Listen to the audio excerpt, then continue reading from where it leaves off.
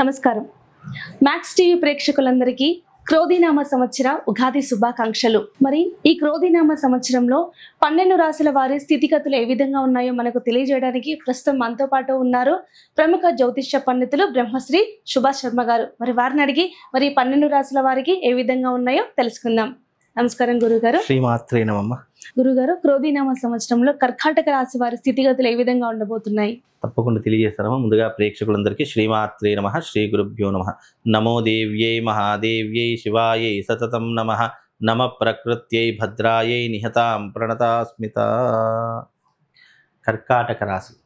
ఈ కర్కాటక రాశి వారి యొక్క పరిస్థితి కనుక క్రోధినామ సంవత్సరంలో చూసుకుంటే కర్కాటక రాశి వారికి కొన్ని రకాలైనటువంటి ఇబ్బందులు ఏర్పడుతూ ఉంటాయి. అంటే మధ్యమ ఫలితాలు ఉన్నాయి కర్కాటక రాశి వారికి.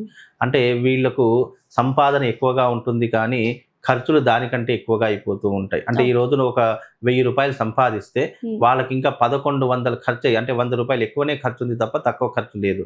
అలాగే వీళ్ళకు విహారయాత్రలు జల్సాలు ఎక్కువగా చేయాలని ఆశపడుతూ ఉంటారు. అలాగే వీళ్ళు కాలానికి ఎక్కువగా ఆచరణ తీసుకోరు. అంటే మీన్స్ వీళ్ళకు వేళ తప్పిన భోజనము, ఎప్పుడంటే అప్పుడు నిద్రపోవడము, అంటే కాలంతో సంబంధం లేదు వీళ్ళకు.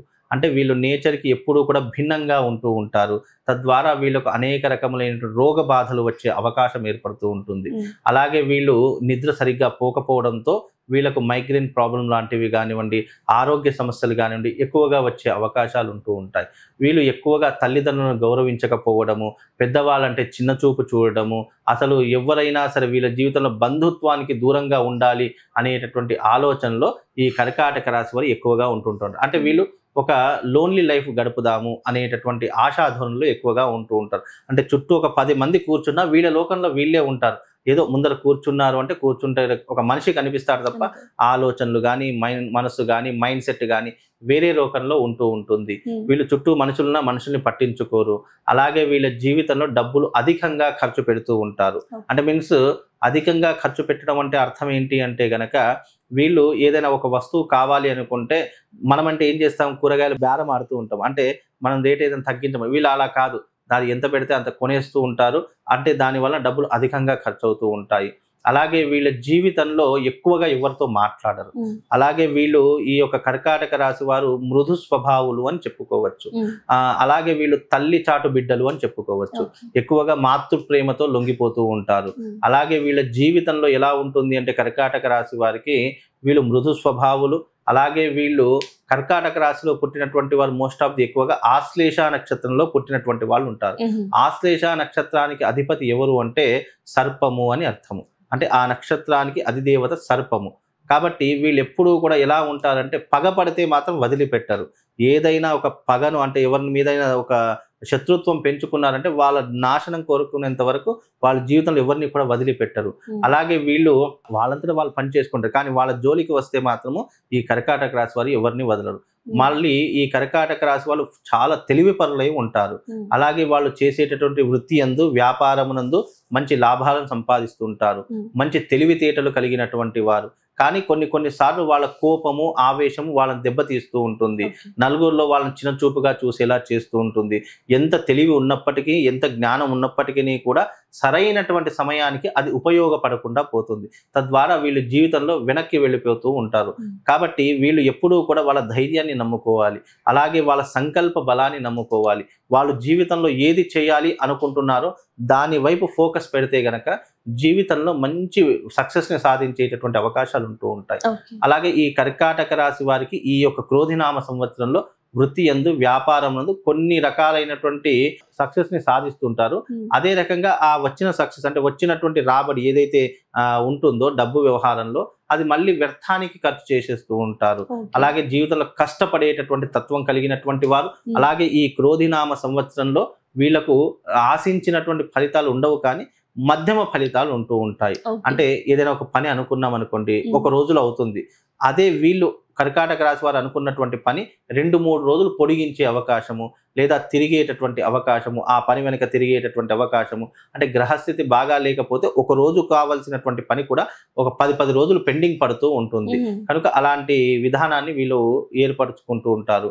అలాగే వీళ్ళు జీవితంలో ఏదైనా సాధించాలి అనుకుంటే ముఖ్యంగా వీళ్ళు గణపతికి నమస్కారం చేసుకొని ఏ పనినైనా ప్రారంభం చేసుకోవాలి. అలాగే వీళ్ళు ఏదైనా సాధించాలి అని అనుకుంటే గనక తల్లిదండ్రులకు నమస్కారం చేసుకోవాలి. వీలైనంత వరకు వీళ్ళు ఎప్పుడూ కూడా రాత్రిపూట తొందరగా నిద్రపోతే గనక వీళ్ళ మైండ్ చాలా పనిచేస్తుంది. వీళ్ళు ఏం చేస్తారు అంటే రాత్రుల పూట ఎక్కువగా తొందరగా నిద్రపోరు. వీళ్ళు దాదాపు 12-1 గంట వరకు మెలకువగా ఉంటారు. అలా మెలకు ఉండటం కారణం చేత వీళ్ళకు కొన్ని రకములైనటువంటి హెల్త్ ఇష్యూస్ అనేటటువంటి మొదలవుతూ ఉంటాయి. అలాగే వీళ్ళ జీవితంలో పడుకున్నా సరే వీళ్ళ మైండ్ ఎప్పుడూ కూడా రన్ అవుతూనే ఉంటుంది. అంటే ఆలోచనలు విపరీతంగా పెంచుకుంటారు. ఏ చిన్న సంఘటన చూసినా అదే ఆలోచనలు వస్తూ ఉంటాయి. కనుక ఈ కర్కాటక రాశి వారికి ఈ సంవత్సరం మధ్యమ ఫలితాలు ఉన్నాయి. అంత చెప్పుకోదగ్గటువంటి అదృష్టాలు అయితే ఏమీ లేవు. కనుక వీళ్ళు కాస్త జాగ్రత్తగా ఉండే ప్రయత్నం చేసుకోవాలి. ఎవరితో పడితే వాళ్ళతో చనువుగా ఉండకూడదు. అలాగే ఎవరితో పడితే వాళ్ళతో మనము ఎక్కువగా చనువుగా ఉంటే వాళ్ళు మనల్ని అడ్వాంటేజ్ గా తీసుకునే అవకాశం ఉంటుంది. జీవితంలో ఎవరిని పడితే వాళ్ళని నమ్మకుండా వీలైనంత వరకు మన ప్రొటెక్షన్ లో అంటే మన జాగ్రత్తలో మనం ఉంటే గనక కర్కాటక రాశి వారికి కొన్ని రకాలుగా బాగుండే అవకాశం ఉంటుంది. ఈ సంవత్సరం కర్కాటక రాశి వారికి మిశ్రమ ఫలితాలు ఉన్నాయమ్మా. అలాగే గురుగారు మీరు చెప్పిన దాన్ని బట్టి మరి వీళ్ళు వివాహానికి సంబంధించి ప్రయత్నాలు చేసుకోవచ్చు అంటారా? వివాహానికి సంబంధించిన ప్రయత్నాలు చేసుకోవచ్చు. స్త్రీ అయినా పురుషులైనా వివాహానికి సంబంధించిన ప్రయత్నాలు చేసుకోవచ్చు. అలాగే వీళ్ళకు మేబీ ఆగస్టు లేదంటే జూలైలో ఈ రెండిట్లో ఆ వివాహం కుదిరే అవకాశం కానీ లేదా కనీసం ఎంగేజ్మెంట్ అయినా జరిగే అవకాశము ఆగస్టు జూలైలో ఉండేటటువంటి అవకాశం ఏర్పడుతుంది. వివాహ సంబంధాల ప్రయత్నాలు చేసుకోవచ్చు. వీళ్ళకు మంచి మగవాళ్ళకైతే మంచి భార్య వచ్చే అవకాశం ఉంటుంది. ఆడవాళ్ళకైతే మంచి భర్త వచ్చేటటువంటి అవకాశం కూడా వీళ్ళ జాతకంలో ఏర్పడుతుంది. కాబట్టి వివాహ విషయంలో ఎలాంటి ఇబ్బంది లేదు. వివాహం చేసుకునేటటువంటి ప్రయత్నాలు ఈ యొక్క 2024 క్రోధినామ సంవత్సరంలో చేసుకోవచ్చమ్మా. అలాగే ఈ రాశి వారికి ఎటువంటి ఇబ్బందులు రాకుండా ఉండాలంటే ఎటువంటి రెమెడీస్ పాటించాలి? కర్కాటక రాశి వారు రెమెడీ ఏదైనా పాటించాలి అంటే గనక వాళ్ళు మోస్ట్ ఆఫ్ ది ఆశ్లేష నక్షత్రంలో ఉన్నటువంటి వారే ఉంటారు కర్కాటక రాశిలో పుట్టినటువంటి. కనుక కర్కాటక రాశిలో పుట్టినట్టు ప్రతి ఒక్క జాతకులు తప్పకుండా వాళ్ళది గనక ఆశ్లేష నక్షత్రమై ఉంటే గనక ఆశ్లేష బలి ప్రధానం అనేటటువంటిది చేసుకోవాలి. ఆశ్లేష బలి ప్రధానం అనేటటువంటిది తప్పకుండా ఆశ్లేష నక్షత్రంలో పుట్టినటువంటి వారు కర్కాటక రాశి జాతకులు అయినటువంటి వారు ఆశ్లేష బలి విధానాన్ని తమ జీవిత కాలంలో ఒకసారైనా చేసుకోవాలి. ఈ ఆశ్లేష నక్షత్రం ఉంది అని అంటే చాలా తప్పకుండా ఆశ్లేష బలి చేసుకోవాలి. అది జాతకానికో లేదంటే వాళ్ళ యొక్క జీవితానికో సంబంధించినటువంటిది కాదు. అది సర్ప నక్షత్రము. అలాగే దీంట్లో అనేక రకాలుగా చెప్పడం జరిగింది జ్యోతిష శాస్త్రం. ఆశ్లేష నక్షత్రమై ఉండి కాల సర్పదోషం ఉంటే గనక దానికి సర్పశాంతి చేసుకోవాలి. అలాగే ఆశ్లేష నక్షత్రమై ఉండి అలాగే రాహుకేతుల దోషం ఉంటే గనక సర్ప బలి చేయించాలి. అలాగే వీళ్ళు ఆశ్లేష నక్షత్రమై ఉండి కర్కాటక రాశి జాతకులై ఉండి వీళ్ళ జాతకంలో రాహుకేతులు సప్తమ భావంలో ఉంటే గనక వైవాహిక జీవితంలో ఎన్నో రకాలైనటువంటి ఇబ్బందులు వస్తాయి. అలా రాకుండా ఉండడానికి వీళ్ళు నాగ ప్రతిష్ఠ చేసుకోవాలి. ఇలా వాళ్ళ జాతకాన్ని బట్టి కర్కాటక రాశి వారు ఆశ్లేష నక్షత్రమై ఉంటే గనక వాళ్ళ గ్రహస్థితిని బట్టి ఏం చేసుకుంటే బాగుంటుంది అని ఒకసారి జ్యోతిష్కుని సంప్రదించి దానికి సంబంధించినటువంటి రెమెడీ చేసుకుంటే అన్ని రకాలుగా బాగుంటుందమ్మా. ఈ క్రోధినామ సంవత్సరంలో కర్కాటక రాశి వారి స్థితిగతులు అలాగే వాళ్ళు ఎటువంటి రెమెడీస్ పాటించాలో మాకు తెలియజేశారు గురుగారు. ధన్యవాదాలు. శ్రీమాత్రే నమః.